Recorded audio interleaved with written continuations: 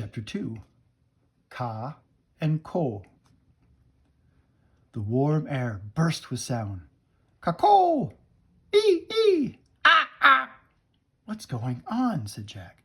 He and Annie looked out the window. The sky was lit by an orange glow as the sun went down. The treehouse was in a forest by a stream at the edge of a forest. The wild screeching and cawing came from the forest's tall, leafy trees. Just then, two creatures leaped onto the windowsill. Ah, said Jack, and Annie yelled, jumping back. Annie burst out laughing. Arf, arf, Teddy barked. Two small monkeys peered at them. Their dark faces were framed with light gray fur. They looked as if they were wearing tiny parkas. Hi, said Annie. I'm Annie. He's Jack. And he's Teddy. What are your names? Go, ho, ho, caw. The monkey chattered. Cool, said Annie. She turned to Jack. Her name is Kah. His name is Ko. Oh, brother, said Jack. I bet he is her brother, said Annie. Kah and Ko whooped as if laughing at Annie's joke. Their yellow eyes twinkled. We came here to get a gift from the forest, said Annie. Do you know where we can find it? The monkeys nodded and chattered. Then they started down the tree. Using their long tails and arms, they swung from branch to branch. They jumped to the ground and looked up. Coming! Bring Teddy, Jack, Annie said. Then she started down the ladder. Jack quickly flipped through the wildlife of India, and he found a picture of the gray monkeys. He read, This monkey is called a langur. Say langur. The word langur means having a long tail. Jack pulled out his notebook and pencil out of his backpack. He wrote, Langur means long tail. Annie's laughter came from below. It blended with the sounds of the forest.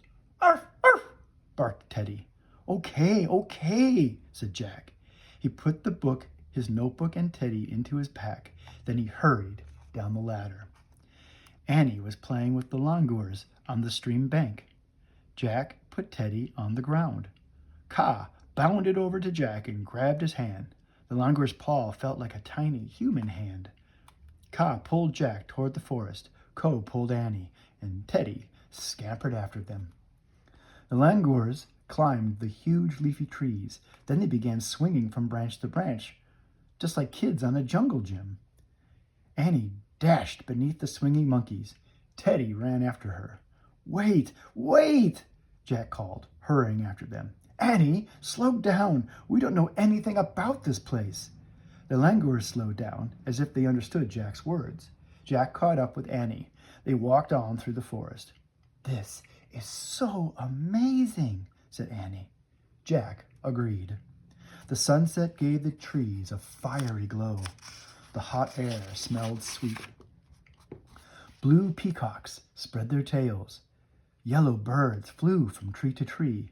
Small deer ate red flowers in a clearing. It's like paradise, said Annie. Yeah, but don't forget the title of our book, Wildlife of India, Jack said. Wildlife means scary animals, too. Jack noticed long, deep gashes in a tree as they walked by. He stopped. What happened here? He said. Annie shrugged and kept walking. Jack pulled the book out of his pack. There was a picture of a tree with gashes. He read aloud, Tigers sharpen their claws on tree trunks. They leave big gashes in the bark. What? Said Annie. She stopped and looked back at the tree. See what I mean? Said Jack. Tigers live here, and one of them just came this way.